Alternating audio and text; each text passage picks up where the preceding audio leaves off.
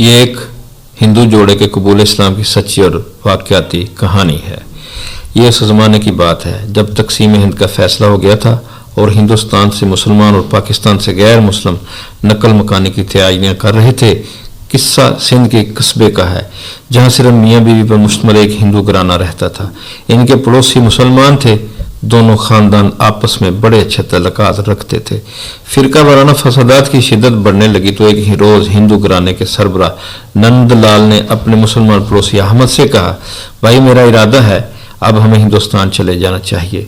अगरचे दिल तो नहीं चाहता कि इस जगह को छोड़ें जहाँ पैदा हुए और पले बड़े हैं, मगर अब इसके सिवा कोई चारा नहीं है। हालात बहुत बिगड़ गए हैं, कहीं ऐसा न हो हमारा नुकसान हो जाए। अहमद ने कहा, नंद कैसी बातें करते हो, हमारे होते हुए तुम्हें कोई नुकसान नहीं पहुंचा सकता। मगर नंदलाल का दिल खौफ व हिरास की शदीद लपेट में आ चुका था। वो अहमद की बातों से मुतमिन न हुआ।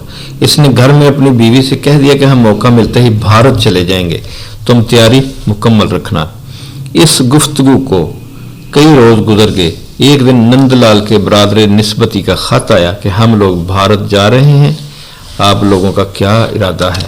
अगर तैयार हूं तो इकट्ठे चले जाएंगे। नंदलाल का बरादर निस्बती खास दूर रहता था। नंदलाल ने इसका खत अपने पड़ोसी अहमद को भी दिखाया। इससे राय तलब की कि हमें क्या करना चाहिए। अहमद ने मशवरा दिया कि तुम लोग घर में एक मुकम्मल तैयारी रखो और खुद साले के पास जाकर सलाह मशवरा करो, फिर जो प्रोग्राम बने इस पर अमल करो। नंदलाल ने यह तजवीज़ पसंद की और बीवी को बिल्कुल तैयार रहने का हुक्म देकर खुद अपने साले से मिलने चला गया। नंदलाल की बीवी बहुत खूबसूरत थी। उम्र उसकी 25-26 साल की थी, मगर औलाद न होने और सेहत अच्छी होने की वजह से 16-17 साल की लगती थी। अहमद एक अरसा से इस पर निगाह रखता था, मगर इससे कोई ऐसी वैसी बात करने की कोई भी जुर्रत न कर सका था। अब इसे एक मौका मिल गया। नंदलाल अपने साले से मिलने चला गया और अपनी बीवी को तैयार रहने के लिए कह गया तो अहमद ने फ़ायदा हासिल करने का प्रोग्राम बना लिया। इसने एक तांगा लिया और शाम को अब हाँपता कांपता नंदलाल के दरवाजे पर पहुंच गया। अंदर से नंदलाल की बीवी मोहनी ने पूछा, भाई कौन हो, क्या काम है? मैं अहमद हूँ भाभी, अहमद ने जवाब दिया। भाई नंदलाल 8 बजे वाली गाड़ी से आ रहे हैं, इनके साथ ही आपके भाई भी हैं। इनका इरादा सीधा खोखरा पार जाने का है, वो यहाँ नहीं रुकेंगे। इन्होंने मुझे पैगाम भिजवाया है कि मैं आपको रेलवे स्टेशन पर पहुँचा दूँ। आप ज़रूरी चीज़ें, जेवरात, नकदी और कपड़े ले लें और तैयार होकर फ़ौरन बाहर आ जाए। मोहनी अहमद को एक अरसे से जानती थी। दोनों पड़ोसी थे और इनके बाहमी तल्लुकात बहुत अच्छे थे। फिर भारत जाने की बातें भी रोज़ ही होती थीं। इसने अहमद की बातों को सच जाना और ज़रूरी तैयारी के बाद बाहर आकर तांगे पर बैठ गई। रेलवे स्टेशन ज़्यादा दूर नहीं था, मगर तांगा बहुत देर से चल रहा था। इससे मोहनी को कुछ शक गुजरा। इसने मुंह से पल्लू उठाकर इधर उधर देखा तो रास्ता ही बदला हुआ पाया। उसने अहमद से पूछा, भाई हम किधर जा रहे हैं? ये तो स्टेशन का रास्ता नहीं है। घबराओ नहीं भाभी, अहमद ने अय्यारी से जवाब दिया। हमने जानबूझकर जंगल का रास्ता इख्तियार किया है ताकि आम सड़क पर से लोग हमें देख ना सके और कोई आपको परेशान ना कर सके। हम थोड़ी देर में स्टेशन पहुंचने वाले हैं। मोहनी ये सुनकर खामोश हो गई। थोड़ी देर बाद तांगा अचानक रुक गया। अहमद ने हवसनाक लहजे में कहा, प्यारी अब उतर भी आओ, कब तक दिल तड़पाती रहोगी? तुम नहीं जानती अरमान इस वक्त का कितने सालों से इंतजार कर रहे हैं। मोहनी ने घबरा कर देखा। चारों तरफ खौफनाक जंगल साई साई कर रहा था।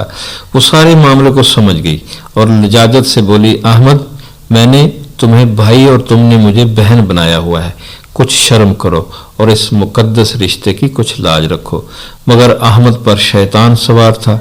इसने झटके के साथ मोहनी को खींचकर तांगे से उतारा और दस्तदराजी शुरू कर दी। मोहनी ने इसके चुंगल से बचने की बहुत कोशिश की और पूरे अज़म के साथ अपनी इज्जत को बचाने की तगोदो करने लगी। इसने रहम तलब निगाहों से तांगे वाले की तरफ देखा, मगर इसकी निगाहों में भी हवस के शोले नाच रहे थे। इसने हाथ जोड़कर अहमद से दरखास्त की, अहमद खुदा के वास्ते मुझे बर्बाद ना करो, मैं कहीं की ना रहूंगी। तुम्हें तुम्हारे प्यारे रसूल सल्लल्लाहु अलैहि वसल्लम का वास्ता, मेरी इज्जत न लूटो, मेरे जेवरात ले लो, मगर मुझे छोड़ दो। लेकिन अहमद हवस की मस्ती का शिकार था। इसने मोहनी की दरखास्त पर कान न धरे और इसे वहशनिया अंदाज में उठाकर एक टीले के पीछे ले चला। मोहनी ने बतेरे हाथ पांव मारे, मगर अहमद के ताकतवर बाजों के सामने इसकी कोई पेश न गई। आखिरी चारा कार के तौर पर इसने अहमद के कंधे में अपने दांत गाड़ दिए। वो बिलबिला उठा और इसकी गिरफ्त ढीली पड़ते ही मोहनी एक तरफ को भाग उठी। अहमद ने थोड़ी देर तकफ किया, मगर फिर जख्मी भेड़िए की माने नए जोश के साथ इसके पीछे भाग खड़ा हुआ और थोड़ी दूर जाकर उसे दोबारा दबोच लिया और वहशियाना अंदाज में इसके कपड़े फाड़ने लगा। अब मोहिनी नीम बरहना हो गई थी, मगर इज्जत बचाने का एहसास अब तक इसमें जिंदा था। अचानक इसने अपनी गर्दन में हाथ डाला और एक तावीज नोच कर अहमद के सामने कर दिया। अहमद, इसमें तुम्हारी पाक किताब कुरान मजीद की आयतें लिखी हुई हैं। ये तुम्हारा कुरान है, इसी के सदके में मुझे माफ कर दो। मेरी इज्जत ना लूटो, मेरी असमत बर्बाद ना करो। मगर अहमद ने वो तावीज मोहनी के हाथ से छीन कर दूर फेंक दिया और लपक कर मोहनी को पकड़ लिया और करीब था कि वो अपने नापाक अज़ैम को अमली सूरत दे डाले कि अचानक इसकी चीखें निकल गईं। इसके जिस्म में लड़खड़ाहट पैदा हुई और मोहनी के जिस्म पर इसकी गिरफ्त ढीली पड़ गई। मोहनी आज़ाद थी। इसने हैरत और अचंभे के साथ देखा कि अहमद का बदन एक तरफ को ढलक रहा है। उसकी नज़रों के सामने एक लंबा स्याह नाग अहमद की टांग से लिपटा हुआ था और उसकी पंडली से खून बह रहा था। थोड़ी देर में अहमद तड़प तड़प कर ठंडा हो गया। सांप अपना काम खत्म करके जा चुका था। ये मंजर तांगे वाले ने भी देखा। वो भागता हुआ आया और तवीज़ को उठाकर चूमने लगा। फिर इसने अपनी चादर मोहनी के जिस्म पर डाल दी। इससे रो रो कर माफ़ी मांगी और इसे तांगे पर बिठाकर वापस शहर की तरफ चल दिया। रास्ते में मोहनी ने बताया कि 7 साल से मेरे यहाँ कोई औलाद नहीं हुई थी। मेरी एक मुसलमान सहेली ने ये तवीज़ लाकर दिया था और इसने बताया कि इसमें सूरा यासीन और 5 और आयतें छपी हुई हैं। मोहनी अकीदत भरे अंदाज में कह रही थी कि इसे कुरान की कुव्वत का अंदाज़ा हो गया है। कुरान इज्जतों का मुहाफ़िज़ है। ये इस वक्त दस्तगीरी करता है जब सारे सहारे टूट जाते हैं। इत्तफाक से 8 बजे वाली ट्रेन से नंदलाल वापस आ गया। वो बड़ा परेशान था कि मोहनी कहाँ गई।